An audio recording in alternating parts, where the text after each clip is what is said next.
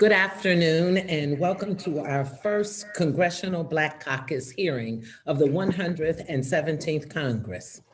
I call to order today's hearing entitled January the 6th, United States Capitol Insurrection, White Supremacy on Display. Today's hearing can be viewed live on our Congressional Black Caucus Facebook. Without objection, the chair is authorized to state the guidelines for participation in today's hearing. Without objection, the purposes of making testimony statements, members and guests are reminded to keep their video functions on at all times when recognized by the chair. Members are also reminded that they are responsible for muting and unmuting themselves and to mute themselves after they finish speaking. Staff will mute witnesses as appropriate. Without objection, the first and second vice presidents, Congressman Stephen Horsford and Congresswoman Brenda Lawrence, will serve as monitors and officiate the 1-minute statements for the record. This hearing, again, can be viewed on social media. The chair now recognizes herself for 3 minutes. I begin today's hearing by giving special acknowledgement to Reverend Al Sharpton, National Action Network, and Mark Muriel, President and CEO, National Urban League, for our like-mindedness in needing to call today's hearing to order. To all other guests and Congressional Black Caucus members, thank you for joining our power, our message, a fight for justice. We are here to explore the horrific events that took place in our nation's capital exactly 1 week ago. As chairwoman of the Congressional Black Caucus during our historic 50th anniversary, I look forward to building upon the legacy of our 13 founders, my predecessors who have honorably served this noble organization as chair, and the members who have and continue to serve as the conscience of the Congress. As the world watched Wednesday's attack on our Capitol, the seat of our democracy, many of us were on the House floor participating in the state certification for the election of President Joe Biden and Vice President CBC member Kamala Harris. Others were barricaded in their Capitol Hill offices or en route to the Capitol. Let us be clear. This was a domestic terror attack perpetrated by riotous mobs of white supremacists, armed, equipped, and many skilled in police and military tactics, who came to overturn an election in which their candidate, Trump, lost. They carried and flaunted Trump banners and acted on encouraged words and or actions of Republican Congress members, spouse of Supreme Court Justice Clarence Thomas, other officials, and goaded and enabled by allies of the president and the president Donald Trump himself. This tragic and traumatic attack has brought us here today. It showed us that if you are a Black Lives Matter peaceful protester, you can rest assured that you will be met by militarized officers, pepper spray, rubber bullets, tear gas, mass arrests, and more. But if you are storming the Capitol in your Proud Boy gear, scaling the walls of the Capitol, breaking down doors, destroying property, disrupting the Speaker's office, you were met with and underprepared police officers, selfie opportunities, a stand down of officers, and maybe even some inside assistance. Today, members of the Congressional Black Caucus and several invited esteemed colleagues, experts in a range of fields, champions of justice, will bring testimony on how we got to this point, what happened, what should have happened, the ignorance and the ignored, the intent and the intelligence behind it, and our demands for proposed ramifications and next steps. The headlines should read, Congressional Black Caucus called for immediate change and upgrade in member security, accountability and restructuring of the Capitol Hill security plans and protocols. Congressional Black Caucus introduces legislation ranging from domestic terrorism legislation to combat rising extremists. CBC members will serve as impeachment managers, and we will support the removal and the impeachment of Donald Trump. Our witnesses for today are Majority Whip, Congressman James Clyburn, Reverend Al Sharpton, National Action Network, Mark Morial, President and CEO, National Urban League, Mayor Muriel Bowser, District of Columbia, Malcolm Nance, author, commentator on terrorism, intelligence, and insurgency, Alicia Garza, Black Lives Matter co-founder, Congressman Hakeem Jeffries, Chairman, Democratic Caucus, Congresswoman Maxine Water, Chair, Financial Services Committee, Congresswoman Sheila Jackson Lee, Congressional Black Caucus parliamentarian, Congressman Benny Thompson, Chair, Homeland Security. Welcome and thank you for being here virtually. The witnesses will be recognized for 5 minutes each to give an oral presentation of their testimony. I ask that you respect the witnesses' time by ending your oral testimony timely. Without objection, the witnesses' written statements will be made a part of the record. At this time, I recognize the distinguished gentleman from South Carolina, Majority Whip, former Congressional Black Caucus Chairman, and our leader, Congressman James Clyburn, for 5 minutes.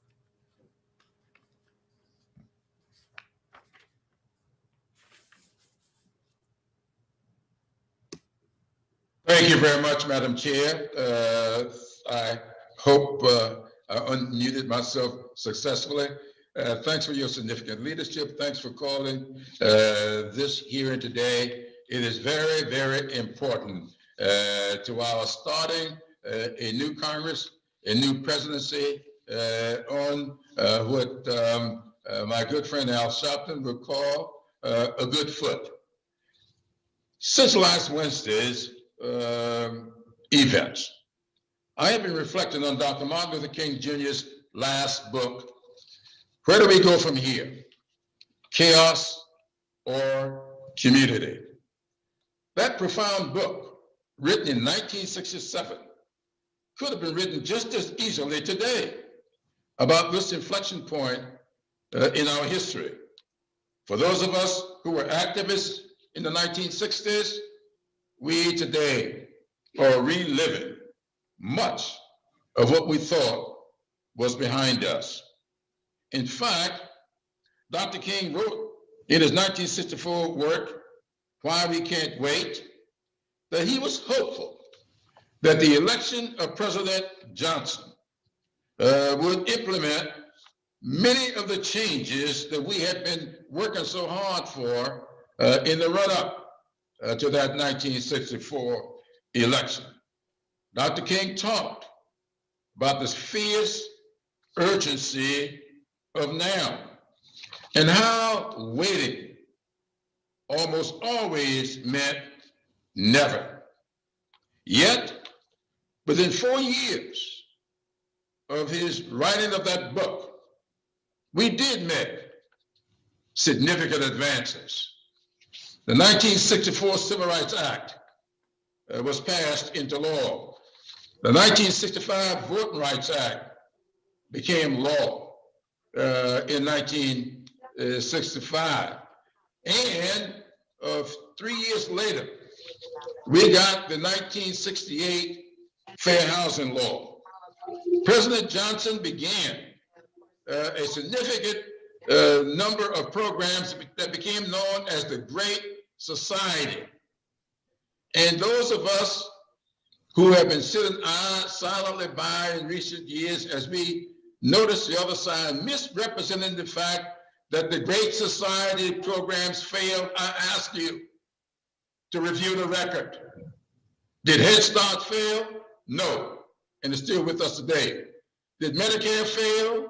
Did Medicaid fail? No, still with us today. Did the Elementary Secondary Education Act fail? No. Higher Education Act? No. These programs were passed as a part of Lyndon Johnson's Great Society program and many others, and they're still in laws today. Unlike Dr. King's determined adherence to nonviolent protests, the current occupant in the White House is just the opposite.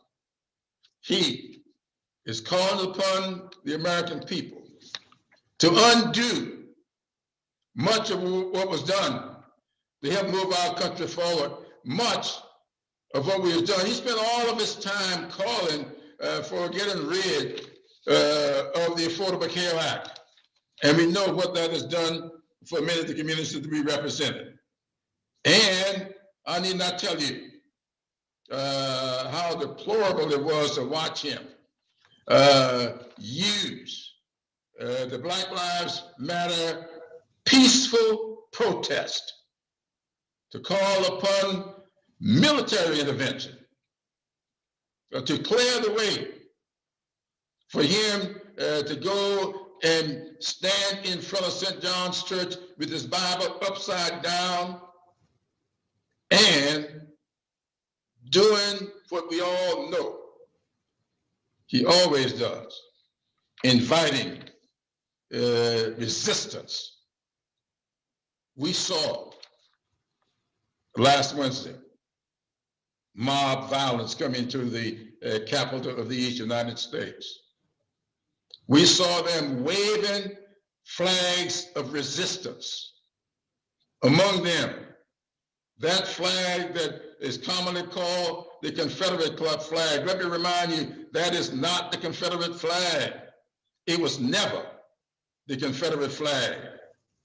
I have been resisting it being called out all of these years. That's the flag of white supremacy. That flag was the Tennessee flag used by Nathan Bedford Forrest when he was a Confederate general. And when the war came to a close, Nathan Bedford Forrest kept that flag as his flag, and it became the flag of the Ku Klux Klan, of which he was the first grand dragon. That flag has always been living a big lie. And we have helped perpetuate that big lie. We need to call it what it is. That's the flag that the white supremacists in Germany now use as their flag, because the swastika has been outlawed in Germany. And so my fellow Southerners who call that flag a flag of heritage are just wrong, and they know they are wrong. That flag is a flag of resistance, of white supremacy, and we need to call it out for what it is. So I want to thank you, Madam Chair, for having this hearing today. I hope that we can come away from this hearing with a good bit of momentum to help the new Congress, the 117th Congress. That's going to be one of the closest divided Congresses ever. But we can stay together if we stay unified. It doesn't mean we have to be unanimous on everything. We can disagree on many things and still be unified. That's what we want to do. So I want to thank you for all you do. So let me close on a very personal note. I have been referring to Alexa Tocqueville a lot these days, and I want to close with a line from his 2-volume work, Democracy in America. The Tocqueville said, America is not great because we are more enlightened than any other nation, but rather because we have always been able to repair our faults. COVID-19 has opened up some fault lines in America. We must display our greatness by closing and repairing those fault lines. We've got to do what we're taught to do by our faith.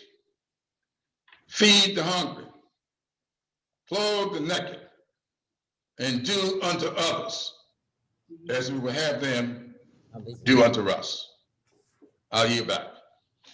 Thank you so much, Mr. Whip. We appreciate all of your words, and what we could not have had better words to kick off this hearing. It gives me great honor at this time to introduce someone who needs no introduction. And thank you, Mr. Leader, for calling him the person that puts us on the good foot, the person that we watch on his own TV show, the person who stands up for justice and has been in the civil rights fight, fighting with us, fighting for us, and leading us. someone that I am honored to call my friend and who called on us early. I want it to be clear.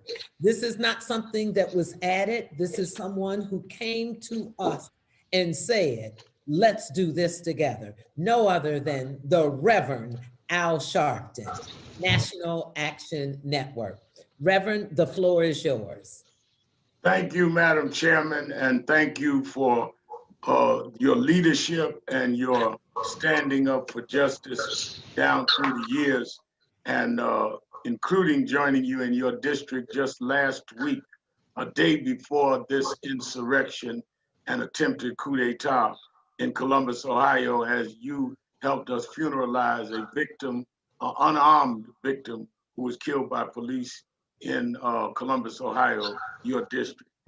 Let me say that what is very appalling to those of us in National Action Network is that when we watched what happened, the siege of the capital of the United States that showed around the world an instability of the American government. If that had happened in any other nation where there was an election that had been held fairly, that if observers had deemed it to be held fairly, and that the vote count was correct, that therefore the articles from that election being presented before the Electoral College that voted and were certifying that vote on the day of this insurrection. It was the intent of those that came to the Capitol to interfere with the certification of the Electoral College vote, which meant their intent was to undermine the peaceful transfer of power to those that had won the election. In any other country, we would have been talking about whether we would send in military aid to support the democratic process. It happened in this country, and we should not tolerate it, and those responsible ought to be prosecuted to the full degree of the law. What was most disturbing to us is last August, National Action Network and I, with Martin Luther King III, had called a commitment march in Washington, D.C. around the issues of the George Floyd Policing and Justice Act and the John Lewis Voting Act. And we rallied over 200,000 people, had the families of police victims. We were joined by Youth Chair Lady Beatty and other members of the Congressional Black Caucus. But what people don't understand, which is particularly of concern to us watching this insurrection, is that in leading up to being able to do that march, as we have experienced at other marches we've done in Washington, we had to meet with various federal agencies and law enforcement to get the permit to even have the march. We met Ebony Riley, our able bureau director of National Action Network, in our DC office, and her staff had to meet with 26 different federal agencies and meet with the National Park Services and meet with DC as well as Capitol Police, as well as other entities, including Homeland Security. Give them graphs, let them know where the staging would be, where the people would be, where the route would be that we would march across the mall after the rally to the Martin Luther King Monument, had to lay out the map. All of this had to be pre-approved, had to have walkthroughs, and had it all certified, and was told that we had to be COVID-19 protocol abide by that, which led us to spending tens of thousands of dollars to buy thermometers, to get everyone's temperature coming into the march, and face masks. All of this had to be laid out before we were given a permit to go on the National Mall to the Lincoln Memorial and march after the rally across the mall to the Martin Luther King Monument. We had to also post a multi-million-dollar insurance bond so that if anything went wrong, we were liable. I would say to this caucus, were those procedures also put in place and required to give a permit for this gathering that happened on the very same National Mall, and whether or not they had to have all of those procedures monitored and agreed upon? Did they post an insurance bond? If they did, who was the responsible parties and or organizations? Who posted the bond? Who was responsible? And what was the COVID regulations they were given to follow? I would also add that we were told that we had to have people that would be on call, that if anything happened, as they observed anything, people on the site during the rally, during the march would be called. Well, who were the people that they had designated? Particularly since the speaker at our march were the victims of police and racial violence, and myself, Martin III, and Dr. King's granddaughter, Yolanda. The speakers at this rally, they had the insurrection, was the President of the United States, which means that we would assume they had even more heightened security. And it was the president that led off the march, directed them and said, we're going to walk to the Capitol, and said he was going to join them. So we must examine who took responsibility, what procedures were taking place, who did they meet with, or did they march without a permit, or did someone look the other way? Whether or not this was done outside of what is the norm that we've had to go through on several occasions. I would also suggest to you, Madam Chair Lady, and members of the caucus, that we need to look into the fact that some of those that have participated in defending what happened have themselves done things that would suggest they were quite familiar with this. On September 16, 1992, there was a police rally, off-duty police, protesting a civilian review board in New York City by then Mayor David Dinkins, the first and only Black mayor of this city, where I'm sitting today. 10,000 police officers marched on City Hall, became violent at City Hall just as the violence was seen at the Capitol last Wednesday. And cars were turned over, glasses was broke. The speaker at that rally was Rudolph Giuliani, the present lawyer for the President of the United States. At the same time period within that same year, the president, then a private citizen, had bought full-page ads calling for the execution of 5 young men for their alleged participation in the rape in a despicable act against a white female in Central Park. He called for their execution, paid for ads. They were later found to be innocent. So they have a background in being around this kind of anarchy, which should make them even more conscious and more careful when you're dealing with a mob, unless in fact that mob was operating in the spirit that they know is not only possible, but probable, since the president said, come to the rally, we're gonna have a wild time.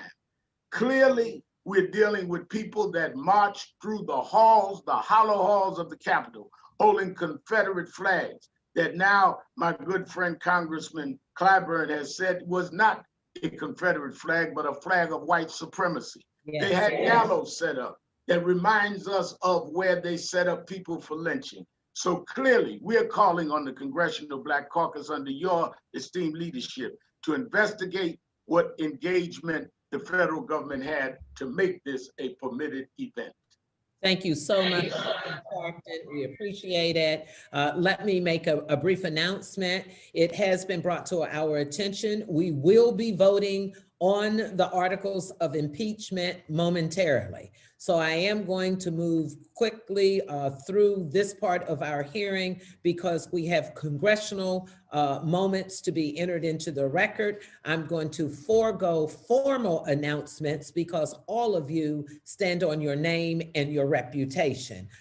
With that, I will go to Mark Morial, who is the president and CEO of the National Urban League and also part of the journey and like-mindedness for calling today's hearing.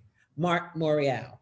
Thank you very much, Congresswoman Beatty, Madam Chair, and thank you so much for your leadership in building this collaboration to shed light on the awful events of last week.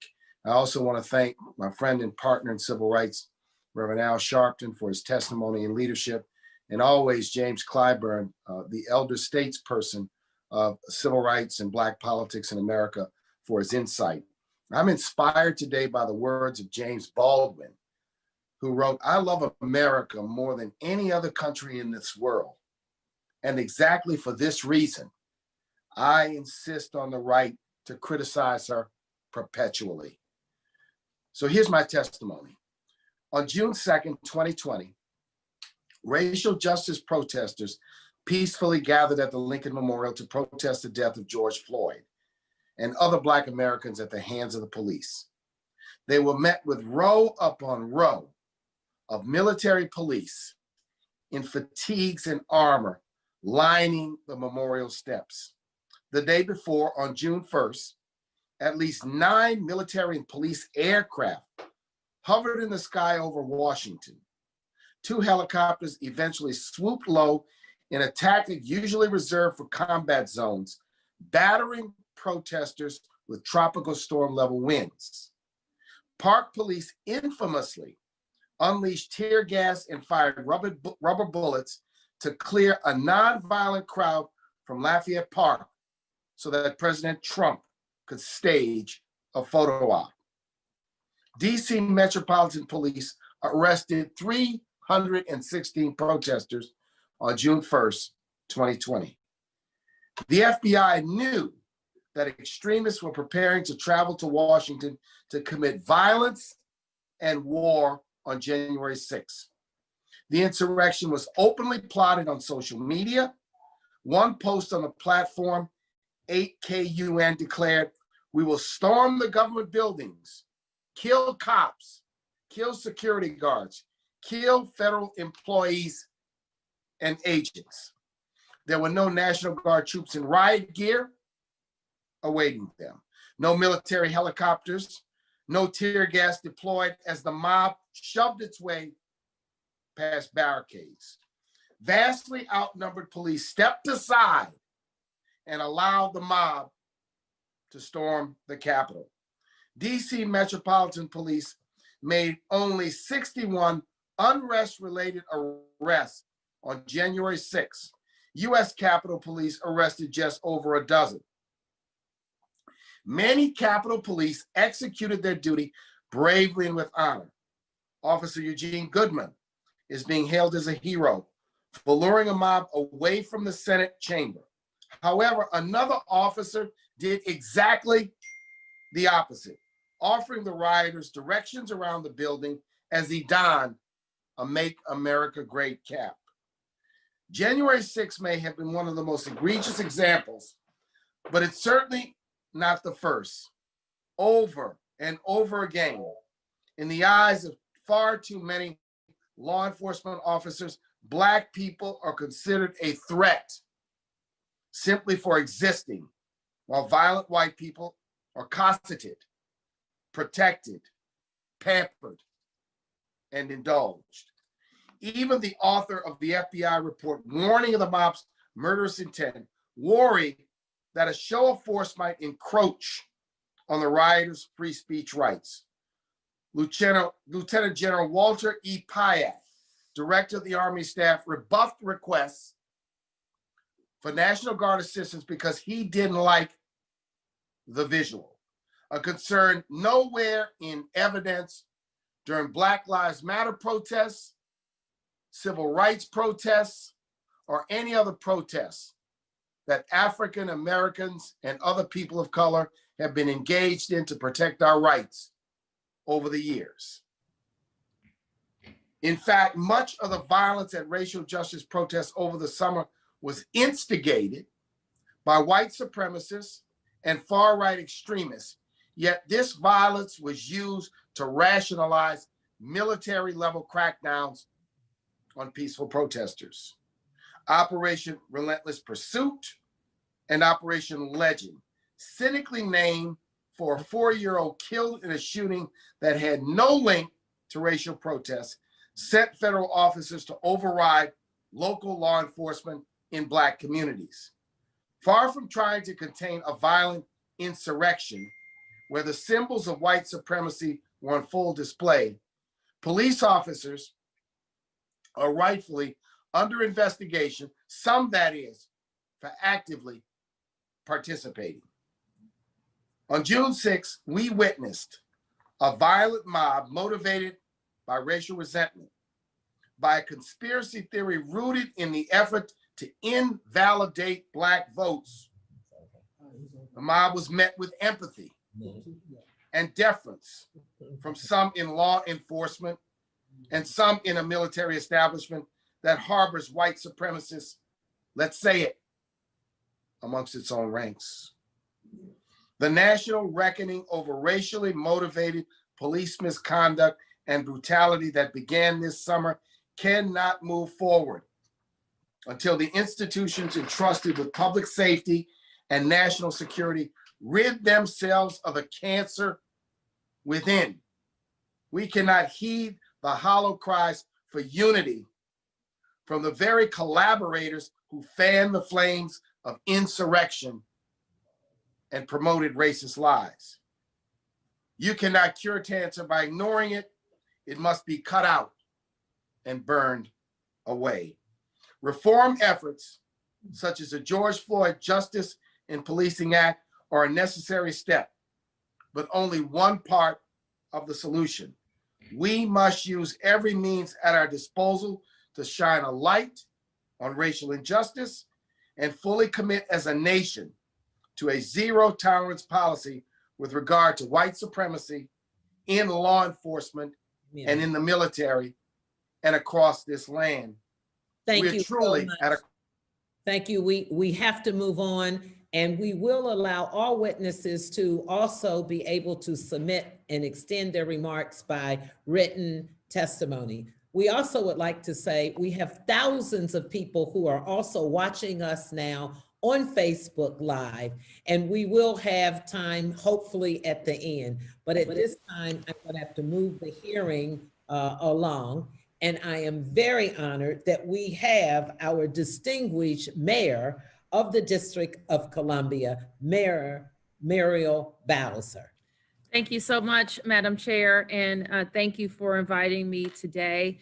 I want to acknowledge and appreciate all the members of this esteemed caucus, and thank you for taking swift action by hosting this emergency hearing on the acts of domestic terrorism and sedition that unfolded in our nation's capital just 1 week ago. I was able to hear the remarks of my friend Reverend Al and Mark Morial, and I want to thank them for their testimony. I listened very carefully to Reverend Al's remarks because I know how much he knows and Nan knows how to do things appropriately in the nation's mall and make sure people's voices are heard. I am Muriel Bowser. I'm the mayor of Washington, D.C., and I'm honored to present testimony before you. I want to begin by thanking my residents of the District of Columbia for heeding our call to stay home and to not engage with the thugs who came to our city seeking violence and confrontation. I think what history will show is that Black Lives Matter protesters, DC residents and residents of Maryland and Virginia who love peace and want justice did not engage with those people. And it is clear who caused the damage to the Capitol, to the sense of safety of our members of Congress, and to our historic building.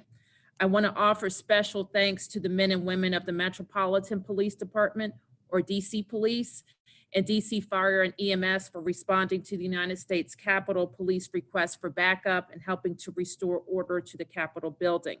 They put their lives on the line to secure and defend our democracy, ensuring that the members of Congress who displayed great bravery could return to vote in the very chambers where DC residents are denied representation and a vote. I want to thank them for their heroic actions that day because I know much bodily harm was avoided. They are the true patriots. You are the true patriots. And unlike all of the states, the people of Washington do not control their guard. To ensure that this never happens again, I'm calling on Congress to immediately transfer command of the DC National Guard from the president and put it squarely under the command and control of the mayor of Washington, DC. And to ultimately fix the unworkable status of federal interference and control over matters in the district. We must get Congresswoman Norton's DC statehood bill, HR 51, passed and on the president's desk within the first 100 days of the 117th Congress. Again, I'm encouraged by the actions taken by federal law enforcement thus far to get ready for this unprecedented inauguration, but we know more work must happen. I'm calling on the Joint Terrorism Task Force to investigate, arrest, and prosecute any individual who entered the Capitol, destroyed property, or incited the acts of domestic terrorism observed last week. I urge the Congress to create a nonpartisan commission to understand the catastrophic security failures and both to hold people accountable and ensure that it never happens again. It is not lost on me, as we heard in President Morial's comments, who stoked the flames of this extremism and on January 6th encouraged the acts of terrorism and sedition that we saw that resulted in the deaths of 2 United States Capitol Police officers and 4 others. As you have heard today, the members of the Congressional Black Caucus know better than most that there is an inextricable tie between those terrorists and white nationalism. The symbols, speech, and actions were undeniable. And this is not the end. This is the beginning of us needing as a country to be focused on the radicalization of these mostly white men who we saw in the Capitol that day. And while these terrorists were met with a light hand from federal law enforcement, allowing them to overrun the Capitol, we did see a very different scene last summer when protesters who peacefully gathered at Black Lives Matter Plaza were met by battalions of armed federal troops in uniform and some unidentified. The undeniable difference of treatment and response cannot be ignored. We are already in the process of an unprecedented inaugural prep. We're working with our partners, both regional and federal, to ensure their plans are adequate to ensure the protection of life and property in the District of Columbia, and ultimately the peaceful transition of power for Joe Biden and Black Caucus member, Senator Vice President-elect Kamala Harris. We ask that all of those interested please watch from home and allow the Presidential Inauguration Committee, invited guests, and security personnel secure this event. As we prepare to inaugurate a new president, there is hope for our nation. We know that together, our shared American values and certainly our DC values will endure, but not without a fight. I thank the members here for all your hard work to enrich the lives of all Americans, and know that I stand ready to assist in any way that I can. Thank you so much, Madam Mayor. We appreciate you. At this time, we will go to Malcolm Nance. We know him as an author. We see him as a commentator on terrorism, intelligence, and insurgency. Malcolm Nance. Thank you, Madam Chair, for allowing me to speak to all of you. And I'm going to run through my statement because I know you're all doing very, very important work today for the nation. On November 3rd, 2020, it was a triumphant day for American democracy. Vice President Joe Biden and Vice Presidential nominee Senator Kamala Harris defeated President Donald Trump and his Vice President Mike Pence to represent the American people. The story should have ended there with a peaceful transfer of power. However, from the moment the election was called, right-wing extremists on their private forums were discussing armed opposition to Joe Biden's administration and liberals in general. They started referring to the election of 2020 as stolen, calling the legitimate and certified democratic process a coup d'etat. Massive quantities of ammunition and guns were exchanging hands on public forums in response to a prospective insurrection. In the right-wing extremists underground, they were calling for Donald Trump to bring on the storm, the QAnon conspiracy belief that Trump should mass murder and or arrest Democrats who were all cannibalistic child sex traffickers. The phrase Democrat extinction was finding its way up from the darker parts of the internet to being openly posted on Facebook and right-wing Twitter and Parler. President Trump himself launched a call for election fraud and illegitimate election. He and his followers called it a coup, and not one Republican politician lifted a finger in opposition. Many would agree with Trump and his most violent supporters and stoke the flames that would light the fuse to the powder keg of rebellion. That explosion occurred on 6 January 2021 at the Trump Stop the Steal rally. At the direction of the president, the US Capitol was placed under siege without any security measures found in a national security event where the vice president-elect, the Speaker of the House, and the President of the Senate pro tem were assembled in one spot. President Trump launched his followers to seize control of the Capitol, and they sought to likely harm the members once found inside. We now know there were likely capture and kill teams roaming around looking to find elected members. Had they successfully found, incapacitated, or injured Vice President Pence, Senator Harris, Speaker Pelosi, and Senator Grassley, all of whom were in the same room, the United States government would have been decapitated and reduced to one man, Donald Trump, who would have been left unscathed and in power. Yet the uprising is not over. Indeed, this is only the beginning. The U.S. Army and Marine Corps Counterinsurgency Field Manual, authored by General David Petraeus in 2000, defines insurgency as an organized movement aimed at the overthrow of a constituted government through the use of subversion and armed conflict. Insurgencies are inherently about seizing political power through arms and political chaos action. Their principal goal is to make existing governments seem powerless, feckless, and incapable of protecting the common citizen.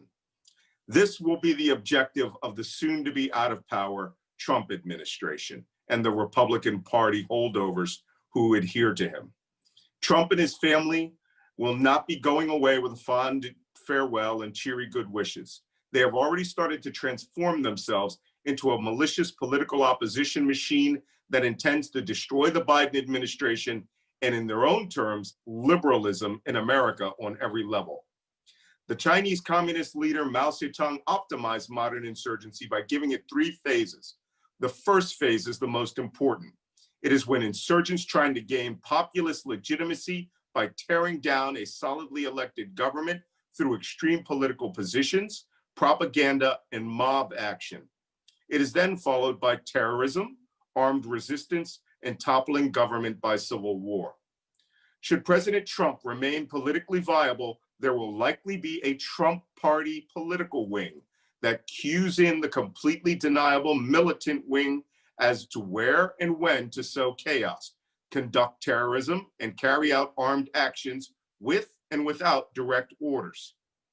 2021 will see the 4 wings of a prospective Trump movement: Trump, his family, the Republican Party hangers-on, their mainstream voters, and the armed militias, terrorist, and QAnon conspiracy cult will transform into an active insurgency, which will bring governance into chaos, set the stage for the collapse of the Democratic Party's coalition that defeated Trump. The armed contingents will likely join into an alliance of physical resistance forces and agitate for the largest rebellion since the Civil War. I call this gathering movement the Trump insurgency in the United States, or TITUS, T-I-T-U-S. It is wholly a white supremacist rebellion against the motto of the United States, E pluribus unum, from many one.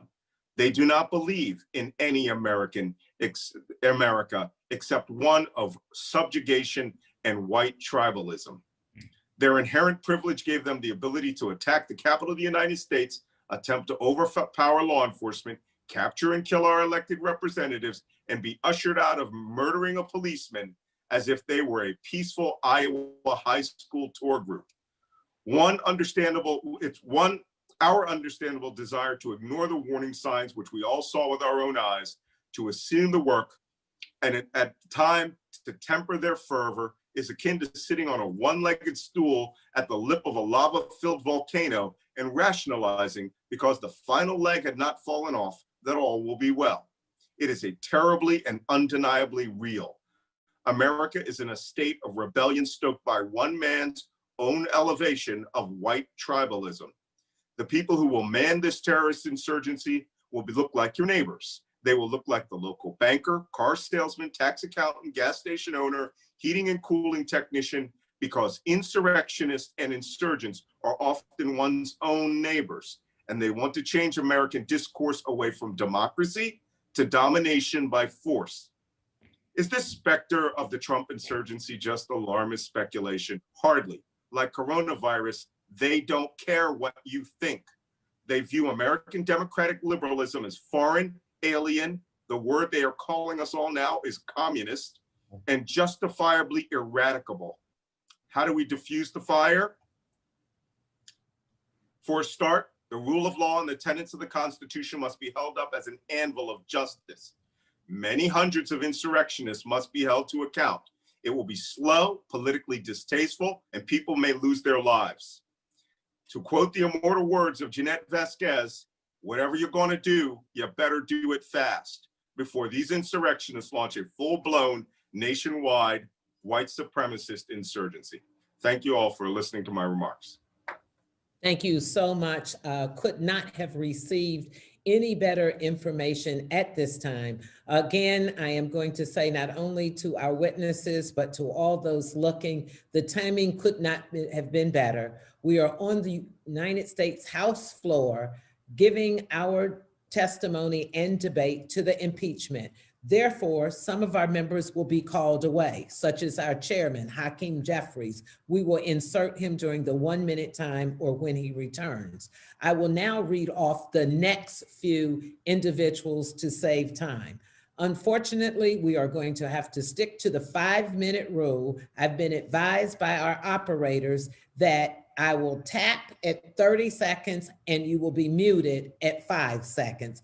Only because we are part of history and we want this recorded before the vote. At this time, no stranger to the fight, no stranger to standing up for our power, our message than Elisa Garza, our good friend in CBC, co-founder of Black Lives Matter. She will be followed by the Honorable Congresswoman Maxine Waters, who has been speaking about our power, our message, followed by Congresswoman Sheila Jackson Lee, our power, our message, and rounded out by our very own Chair of Homeland Security, Congressman Benny Thompson. Back to you, my good friend, Alicia Garza.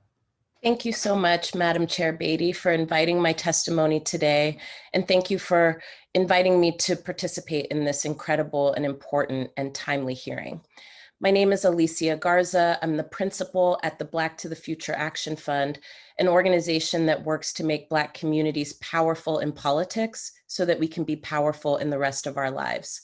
I am also one of the creators of the Black Lives Matter Global Network, which is now BLM Grassroots. My comments today represent the views of the Black to the Future Action Fund only. Honorable members of this committee, the insurrection at the United States Capitol building this week laid bare what too many of us have been warning about for years, that white supremacy is not only bad for America's health, and yet it is too often the engine that drives the rules that organize our lives. White supremacy and white nationalism is fueled by an anger at the power that Black communities build and wield, especially when it comes to elections. The president and his followers intend to invalidate the results of the last 2 elections, which is a blatant attempt to neutralize the power of Black voters to change the rules that have been rigged against our communities for generations. As we saw last week in their attempts to attack the government, they will stop at nothing to get their power back. And if they are successful, they intend to keep it. Members, as we approach the birthday of the great Reverend Dr. Martin Luther King Jr., I would like to remind you of the fierce urgency of now. Nearly 1 year ago, my organization released the Black Agenda 2020, a legislative roadmap to make Black Lives Matter from City Hall to Congress. The Black Agenda is informed by the Black Census Project, the largest survey of Black people in America in 156 years, conducted by my organization, the Black Futures Lab. The Black agenda identified 6 key pillars needed to bring America closer to its promise. We call on this body to make haste in making Black communities powerful in our society by rejecting the toxic culture of white nationalism, by calling it out at every opportunity and in front of every audience. We need Congress to require data collection and regular reporting on white nationalist domestic terrorism in America so that we can dedicate adequate resources to addressing the problem. We need to better understand what efforts are being made to curb white nationalist violence. And in particular, we need to not only understand, but aggressively root out white nationalist and white supremacist actors in law enforcement agencies. Under this president specifically, but under the Republican agenda generally, oversight and accountability for civil rights has been effectively gutted. We call on this body to strengthen the Office of Civil Rights by requiring greater transparency, data collection, and reporting on their work to protect the civil rights of marginalized communities in America, and their work to hold to account those who would act to violate the civil rights of Americans through violence, intimidation, surveillance, and suppression. We also call on this body to refuse and reject any efforts to enact laws that do not address the specificity of white nationalist violence, and instead catch in their dragnet those people like myself who work tirelessly every single day to ensure the presence of a democracy and the promise of an America for all of us. Honorable members, earlier this year, my home was visited by the FBI, informing me that my name had been found written on an envelope alongside the names of elected officials and other activists in the home of a known white supremacist. Just as they had a duty to warn me of this potential threat, it is my duty to implore this body not to waste the opportunity to be the architects of a new America by enacting piecemeal and symbolic solutions to complex problems. We cannot afford symbolic measures that address that which threatens the lives of people like me, like you, every single day. Our job together is to undo the rules that have been rigged against our communities, replacing them with new rules that allow us to achieve the beloved community that we long for. We must stay focused on the task at hand and not be distracted by opportunities to be at the table when we have the opportunity to set the menu. If we are to lift every voice with substance and not just in symbol, we must ensure that we destroy the shackles that keep so many of us from rising, and the weapon of white supremacy that intends to keep us from living with dignity. Thank you so much. Thank you so much for speaking truth to power. Congresswoman Maxine Waters.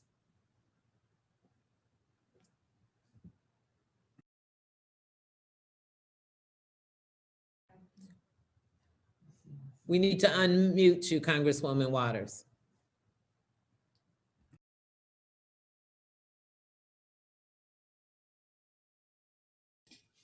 Thank you. Thank you so much, Joyce Beatty, our newly elected chair of the Congressional Black Caucus. I thank you for immediately taking leadership and organizing this very important meeting based on our recent experience with the invasion of the Capitol of the United States by right-wing domestic terrorist organizations. I would like to share with you that what Al Sharpton had to say to you and what he was advising you of was extraordinarily important because in the final analysis, our security has not been attended to by us. We have left our security in the hands of those who are absolutely supposed to be in charge of security for the Capitol and all of us. But I, as an African-American woman, member of Congress, have been basically targeted so many times to be killed, and have gone to the Capitol Police and to the Sergeant at Arms. And I had to force a meeting with Benny Thompson to try and make them provide not only security for me, but for others and other women of color in the caucus and in the Congress because our lives were being threatened. And so, with the knowledge that there was going to be a so-called protest movement, where the Capitol was going to be the target, I came to our Democratic caucus and I said, I think we should pay attention to the security arrangements. What do we know about what the Capitol Police are doing? What do we know about what the chief of police is doing? What do we know about the overall security organizing that is going to be desperately needed? Zoe Lofgren, who is head of our House Chair Administrative Committee, had the Capitol Chief of Police call me. And he called me and I spent 1 hour on the telephone with him. And I asked him every question that I could think of based on what I knew about security arrangements. I started out by asking him whether or not our plaza was going to be secured and whether or not the so-called protesters would have access to that area surrounding our Capitol. He assured me that they would not be on the plaza. He assured me that it would be barricaded. He assured me that I had nothing to worry about. And then I asked him about the grassy area adjacent to the plaza and what if there were going to be opposing groups that would be there. He said, don't worry about that. We will have Capitol Police that will be stationed throughout all of those who are on the grassy area to ensure that if any confrontation takes place, they will be able to break it up.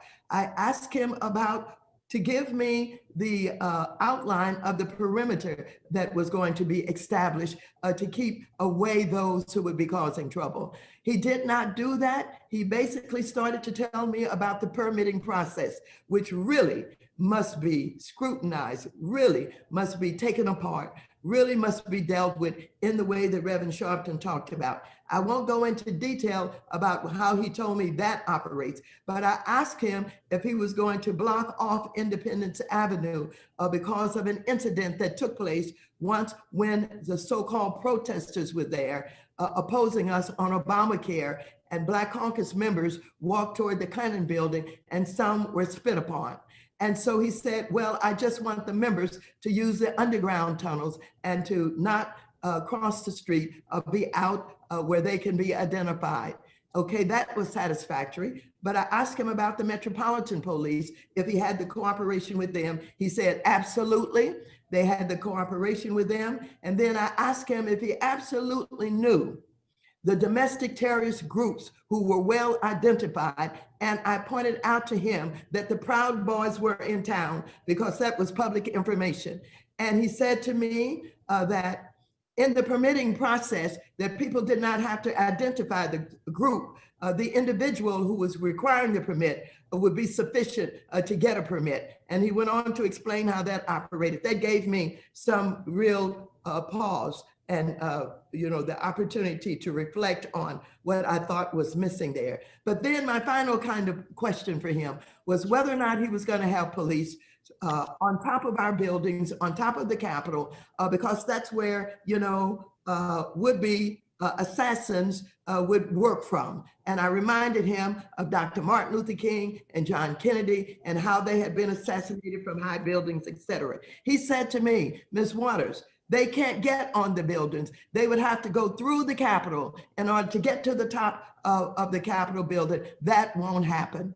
And so this long 1 hour conversation that I had him, he assured me that he was in charge, that he understood everything that was possible, and that they were organized in such a way there would be security. In the final analysis, this police chief either lied, he was incompetent, or he was complicit. And so now that I'm learning that he was alerted by the FBI and about police organizations from York, that he was lying. And so I'm going to stay on this investigation. I'm going to be right in his face. I'm going to make sure that this information is shared because, ladies and gentlemen, it is not simply about the Capitol. It is about our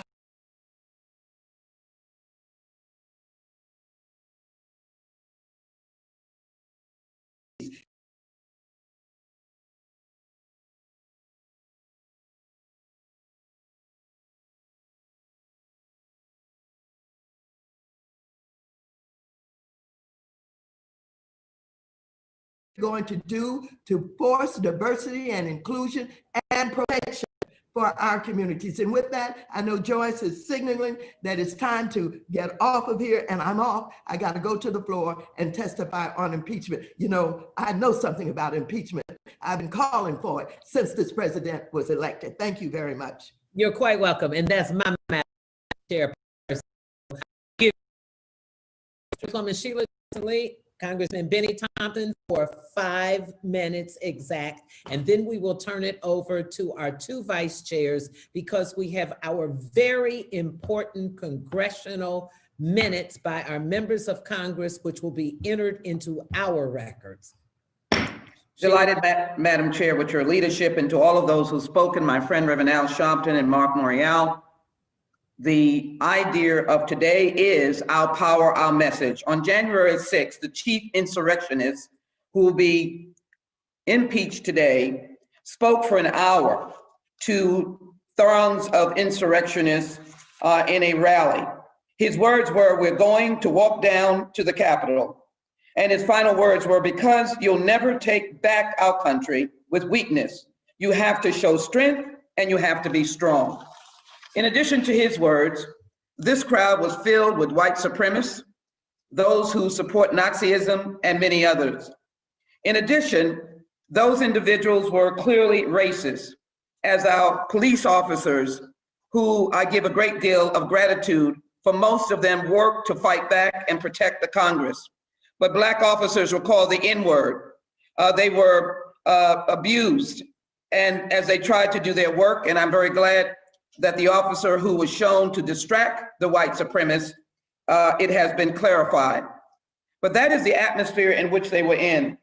In addition, these individuals were carrying flags, signs, and symbols of racism. White supremacist groups and extremist groups were filled in that crowd. It was similar to the Colfax, Louisiana case in 1872, when those who were leading the government at that time were freedmen. White supremacists, white persons came and killed those in leadership position. In fact, there was a Black militia that turned themselves in, and they were killed after they turned themselves in, at least 50. We're in essence fighting a cold civil war, and it has been going on for 156 years. And it involves Black people who are fighting for civil rights, human rights, and civil liberties. Just as I was with Ben Crump, dealing with justice for Joshua in Lamarck, Texas, continually fighting against Black police misconduct and Black men losing their lives. So why couldn't we be protected on January 6th? It is because of security failures that often come where there's no one concerned, a failure to imagine that the threats exist. These were patriots. They couldn't be coming for anything but peaceful First Amendment protests. That was untrue. They underestimated the violence of these individuals. An ineffective application of resources. These officers had no resources, no shields, no blocking equipment, no helmets, and they were obviously told to stand down. A lack of intelligence that they did not utilize. And of course, not recognizing the organizations that came, the Traditionalist Workers' Party, 3 Percenters, Proud Boys, the Oath Keepers, QAnon, the Groper Army, Neo-Confederates, Neo-Nazis, and others. The rioters were trained and planned. They came to attack this place. It was led by Donald Trump. He fueled them since the election, lying and saying it was a fraudulent election. They were a mob. They were protected by their whiteness.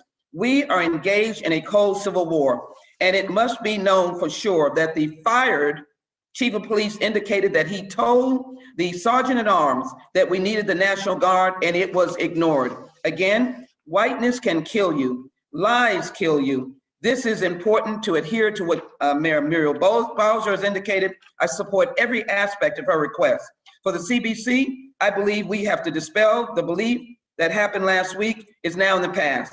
We must end the discussions that only the Vice President, the Speaker, were the only people at risk. We were. We must stress that people came to Washington to do violence, and only a small fraction of the likely millions who empathize and sympathize. We must recognize that white supremacists permeate the whole society, and we as individuals in our committees must have hearings over and over again. We can do two things at once. We must not stop investigating. The work to ensure our democracy will not be completed unless the Congressional Black Caucus and activist civil rights organization continue unceasing to fight to end the cold civil war and to insist upon the justice to be rendered for all. This was a planned event and we must fight against it. Lies kill. This is our power and our message.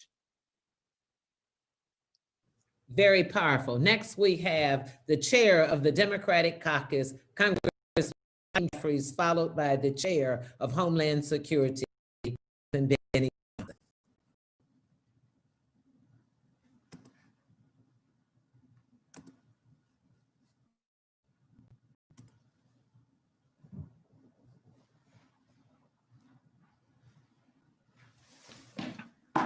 Congressman Hakeem Jeffries. Thank you, Madam Chair. I appreciate your tremendous leadership and vision and pulling us all together for this incredibly important hearing for such a time as this. The United States of America is a great country. We have come a long way, but the events of January 6th, of course, revealed that we still have a long way to go. Systemic racism has been in the soil of America for 401 years. And we must rededicate ourselves to burying it in the ground, never to rise again. America is a country that was founded on high ideals, liberty and justice for all, the land of the free, the home of the brave. All men are created equally, entitled to things like life, liberty, and the pursuit of happiness, a country founded on high ideals. But we in the Congressional Black Caucus, of course, understand, the civil rights community and our leaders understand, the Black Lives Matter activists understand that America was founded with a birth defect, a genetic imperfection on the question of race. And for 240 years, we've been trying to deal with that. And every time America makes progress, and we have made progress, the lesson of history teaches us there always is a backlash. Progress made during the Emancipation and the Reconstruction era with the passage of the 13th, 14th, and 15th Amendment. But Reconstruction was cut short when the North pulled out of the South. We abandoned the project. Jim Crow rose up, the KKK rose up, Plessy versus Ferguson was decided, the Black codes were imposed. We were never given the promised 40 acres and a mule, and that lasted for almost 100 years. Then a new generation rose up, ushering in progress in the 50s and 60s as part of the civil rights movement and the Great Society, and then the backlash immediately followed with the election of Richard Nixon, anti-government, anti-affirmative action, anti-busing, and of course, the start of the failed war on drugs, which has resulted in 2.3 million people incarcerated, disproportionately Black and brown. Progress followed by backlash. Then Barack Obama rose up as a new hope. Some said we were entering into a post-racial America that lasted for perhaps a few days because the backlash was immediate. The Tea Party rose up saying they want their country back. What country was taken away from you? And then the Supreme Court in 2013 stripped large parts of the Voting Rights Act, ushering in a new era of voter suppression. It all culminated, we thought, with the election of Donald Trump in 2016. But the January 6th insurrection that was a violent attack fueled by white supremacy was the culmination of the backlash.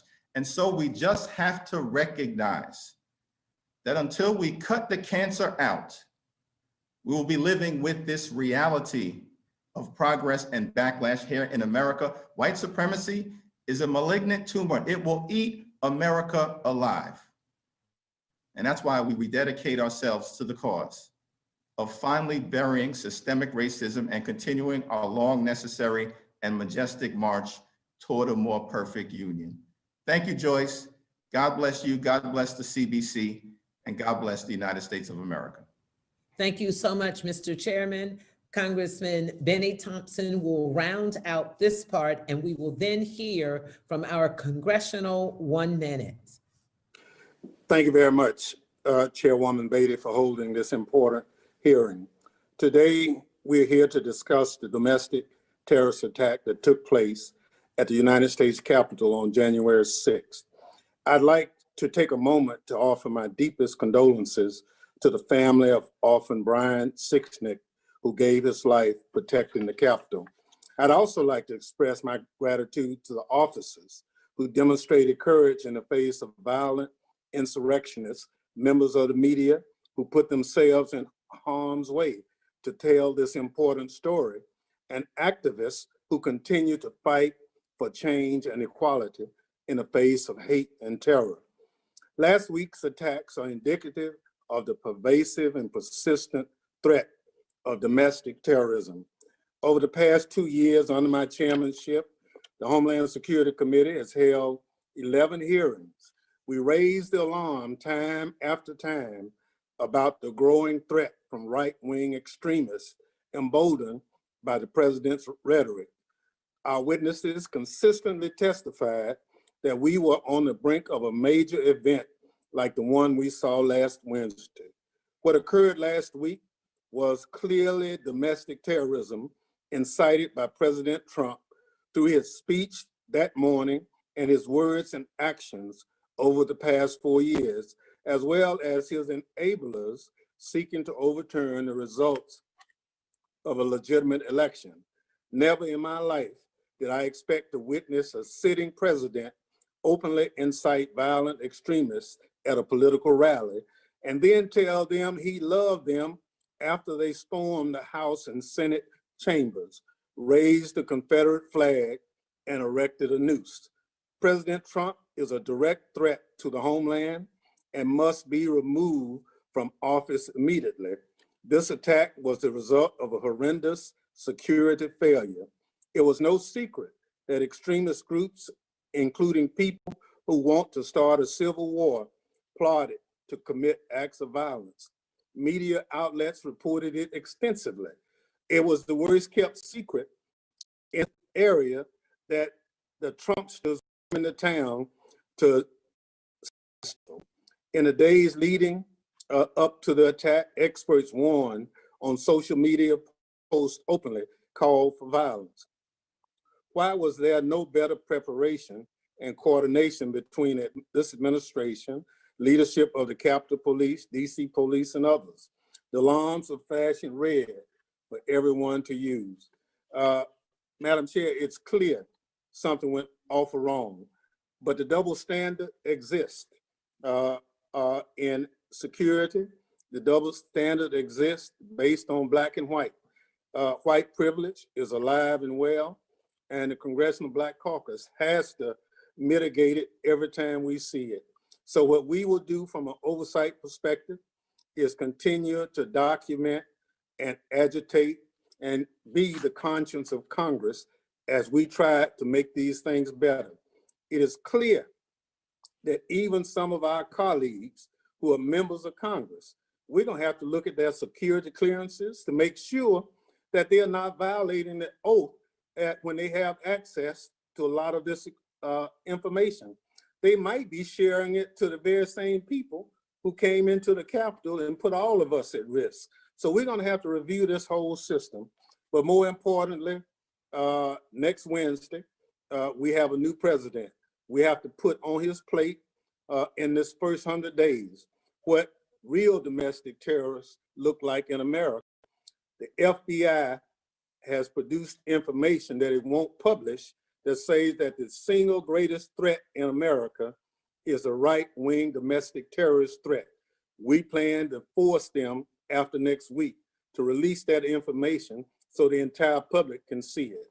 With that, Madam Chair, I thank you. I pledge the committee's support to continue to document the problem. And now that we have somebody in the White House who can walk and chew gum at the same time and says that his administration will reflect the constituencies that got him elected, indeed, help might be on the way. Thank you so much, Mr. Chairman. Thank you for your leadership. And we want America to know that Congressman Benny Thompson is our Chairman of Homeland Security.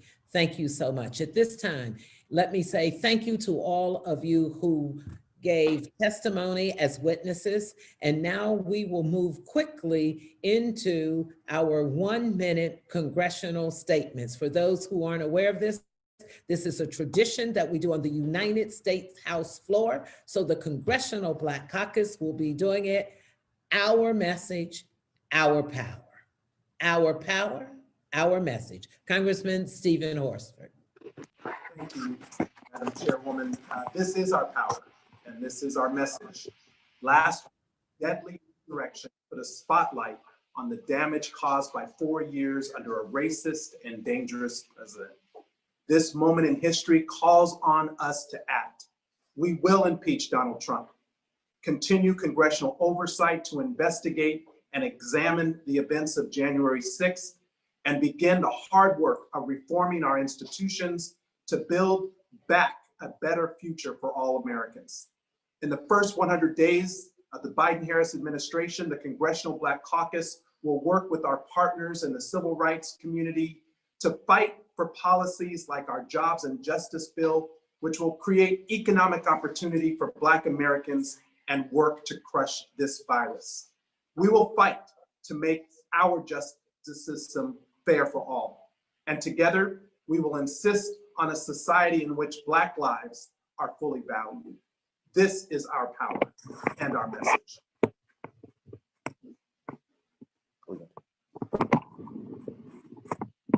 Thank you, Congressman Horsford, and thank you to our amazing chair and soror, and to all the sorors out there, happy Founders Day. Many of you have asked the question, how did this happen?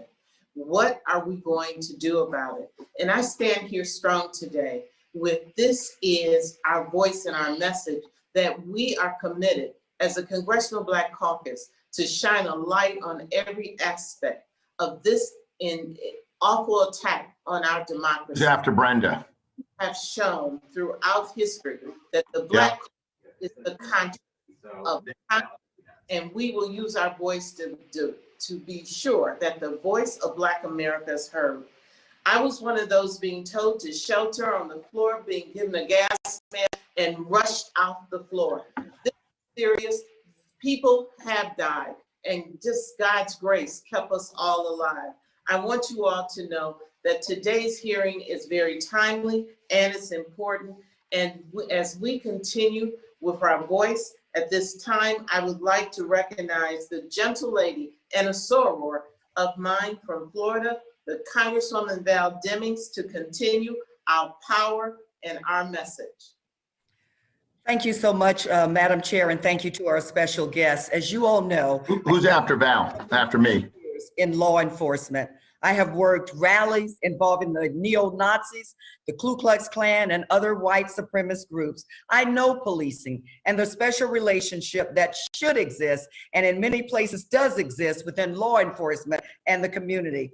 I want to make two things clear. Number one, the violence that we witnessed in the Capitol was the culmination of the calls for violence over the past 5 years from the president, supported by his enablers. Number two, the police officers on the front lines who fought for us, one to his death, deserve our appreciation. It's okay to separate the good ones from the bad ones. However, for any police officers who may have conspired, coordinated, participated in the breach of the Capitol, the violence, the insurrection, deserve to be prosecuted to the full extent of the law. To those who came from other jurisdictions and allegedly flashed their badges to gain illegal entry must be fired and prosecuted. prosecuted. We cannot control their hearts, but we can modify their behavior. And we will do everything possible to hold anyone and everyone accountable. Again, Madam Chair, thank you so much. It is at this time that I recognize the gentleman from Maryland, Anthony Brown. Thank you, Val. I'm Congressman Anthony Brown of Maryland and currently the Vice Chairman of the House Armed Services Committee. Insurrectionists desecrating our Capitol, the center of American democracy, should shock and anger all of us. While Army Secretary McCarthy said officials couldn't envision rioters breaching Capitol grounds in their wildest imaginations, there were warning signs. Mayor Bowser, as we heard earlier, explicitly requested National Guard support for the large crowds because of expectations of violence and criminal behavior. The Pentagon responded, yet prohibited the use of riot gear, the sharing of equipment with local law enforcement, and any interaction with protesters. After President Trump ordered the rioters down Pennsylvania Avenue, requests to redeploy the Guard from around the city were denied and delayed. Army leaders stated that they didn't like the visual of the National Guard on Capitol Hill, and as a result, instead we witnessed the imagery of our democracy being ransacked and overrun by a mob. 86 minutes after the first call went to the Pentagon, Acting Defense Secretary Miller finally authorized assistance to quell the insurrection. By this time, an officer who suffered injuries had died, the Senate was breached, and the American flag had been replaced by the flags of the Confederacy and Donald Trump. Currently, the District of Columbia National Guard is led by the Commander-in-Chief, the President. This is the only scenario in our country where a governor or mayor does not have control over the Guard. The man that incited riot was supposed to protect and send the Guard to the District of Columbia. It did not happen. I call on all of us to support Delegate Eleanor Holmes Norton's bill to transfer authority of the National Guard for the District of Columbia from the President to the Mayor. This is our power. This is our message. Thank you, Congressman Anthony Brown. At this time, I'd like to yield 1 minute to the Congressman Andre Carson from. Thank you, Brenda. Thank you, Chairwoman, and thank you, CBC colleagues and guests. As a former police officer and a senior member of the House Intelligence Committee, I've been warning the public for years that the biggest national security threat we face is domestic terrorism from white nationalists. We all know that if the attackers on the Capitol had been Black, they would have been arrested and probably shot. Just yesterday, I learned that my name was on a list of good guys and bad guys in the red truck of the domestic terrorist who was just indicted.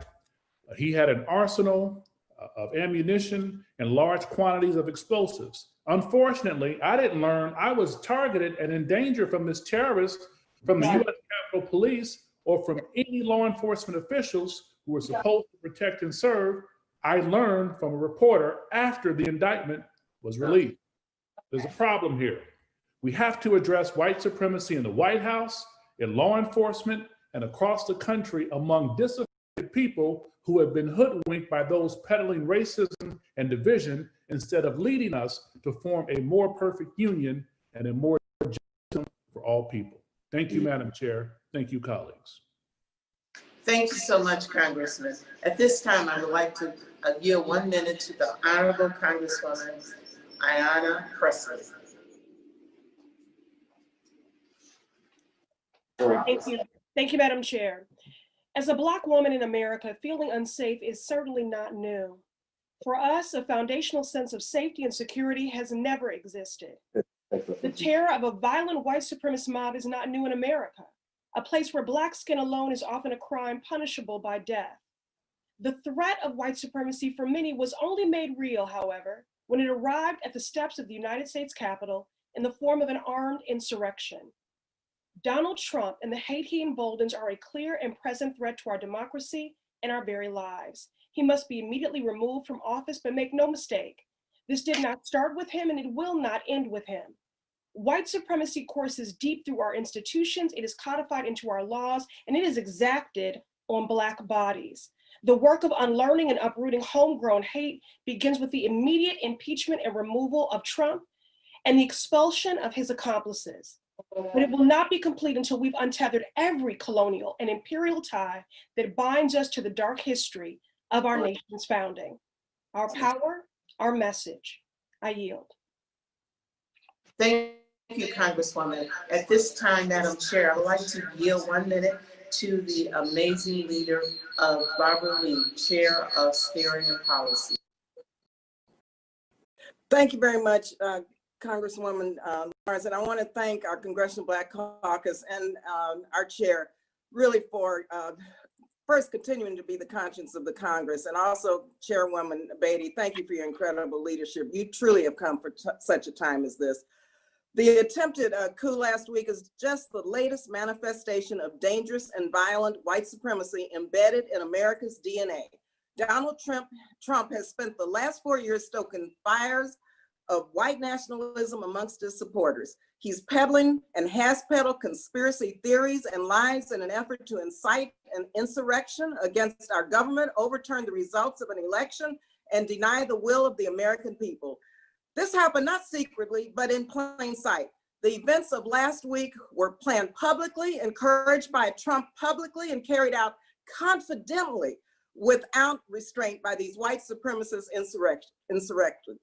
There's no question that our Capitol security leadership was unprepared for this. The question is why, especially after a summer when we saw a militarized presence, fully equipped with tear gas, rubber bullets, and tanks facing civilians, demanded justice for Black people in America. Yet when a violent mob of white supremacists, Trump supporters, carry out a coup attempt and breach the Capitol building, we saw law enforcement completely overwhelmed. Black Capitol police officers told me that they bravely fought, and I know this, to protect us, the building, and themselves. And they were in combat with white supremacists.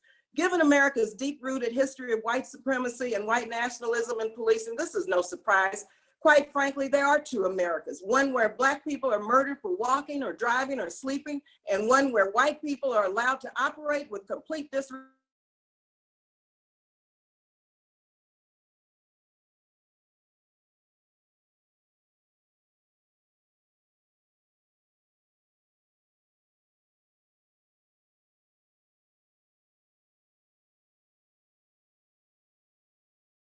Congresswoman Lee. At this time, we will bring forth our representative from Florida, Congresswoman Wilson.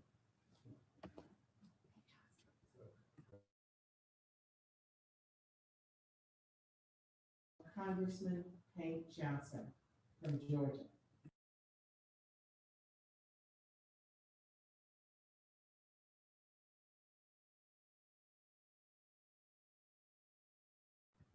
Unmute. Johnson, will you unmute?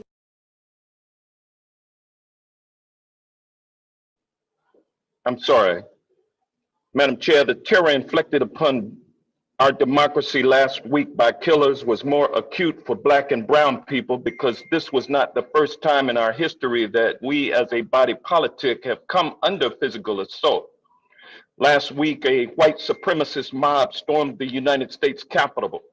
They paraded flags of the Confederacy, flags of terror in support of a racist president.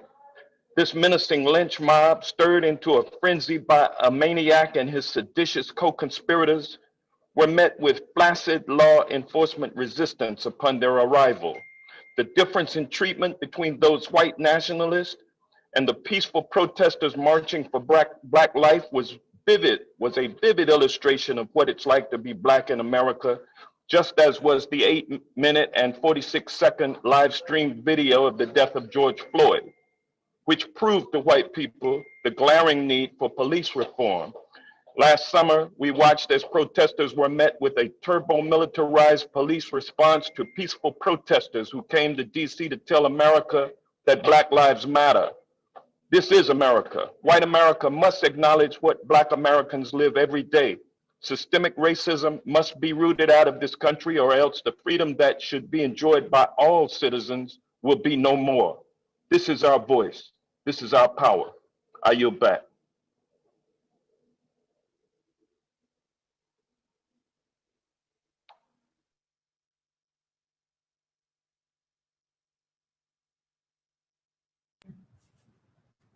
Thank you so much, Congressman Hank Johnson. And at this time, we do have Congresswoman Frederica Wilson back. Thank you, Congresswoman. Thank you to our amazing chair and all the members of the Congressional Black Caucus. The Census Project that we just went through projects that in 2045, white people will become the minority in the United States. Everything that we have seen in this country for the last 400 years up until last Wednesday has been driven by that fact. The insanity and brutality that we have seen in this country only makes sense when we understand white people's fear of extinction. For them, white power equals white supremacy. And white supremacy is only achievable with numerical dominance. In their minds, the rise in the Black and brown population threatens their very existence. That fear that white people have of losing power drives them to extremes to kill and incarcerate as many Black and brown people as possible to maintain their majority status. What we saw play out at the Capitol on January 6th is just a continuation of that effort. It started long before, when slave patrols were created to brutalize and kill Black men after slavery. White fear of extinction has shown itself in Black men being castrated by angry white mobs because the white men were afraid Black men's ability to procreate. It manifests itself in putting millions of Black and brown men in prison during their prime reproductive years. It's manifested itself in the raw hatred spewed at a Black president because he represented the loss of white power. It manifests itself in dog whistle slogans like "Make America Great Again," which really means make America white again. It manifests itself in putting brown and Black babies in cages. It manifests itself in building walls on our borders. It manifests itself in bans on Muslims entering the country. It manifests itself on the onslaught of TPS. To the white supremacists, these actions must be taken because every new Black and brown immigrant hates. Thank you so much. Thank you so much, Congresswoman. At this time, we're going to wrap up our witnesses with the last 30 seconds for Barbara Lee from California. Thank you. Can you hear me now, Madam Yes. Chair? Okay, let me just conclude by just saying how awesome this Black Caucus is. And I wanted to quote our friend Wade Henderson. I'm not sure if you heard his quote that I was presenting, but I want to repeat this. Everything we saw, Wade said, at the US Capitol on January 6th was exactly who we are, because it's the product of who we have always been. He said, until we face that truth, we will never, ever change it. And so, Madam Chair, members, those who are listening and with us today, we have to have this moment of reckoning about the systems in place that perpetuate blatant injustice. The Congressional Black Caucus will continue fighting tirelessly to dismantle systemic racism and white supremacy. Fortunately, 1 week from today, we will have a new administration will make that goal far easier. And as the scriptures do remind us that the light always outshines the darkness. Now I will turn it back to our remarkable and brilliant Chairwoman Joyce Beatty for closing remarks. Hello, I want to thank everyone for their witnesses. I want on the record that we cannot have healing and unity without accountability and justice. The President of the United States incited a violent insurgence against Congress and his own Vice President. This cannot be ignored. Madam Chair, I yield back to you with all of the witnesses for your closing remarks. Thank you so much. That was our second Vice President, Congresswoman Brenda Lawrence. Let me just say thank you. Thank you to all of our witnesses. Thank you to all of our members of Congress for speaking to our power, our message. But what our message is at this time is we are not done. We are just beginning. We will go to the United States House floor and we will vote to impeach Donald Trump. We will continue to report out to you on all of our findings. We will tell you our next steps. And we also want you to stay tuned because we will be rolling out our first 100 days from the Congressional Black Caucus, the conscience of the Congress. Stay tuned. God bless you. Our power, our message. You heard it from us. Our power, our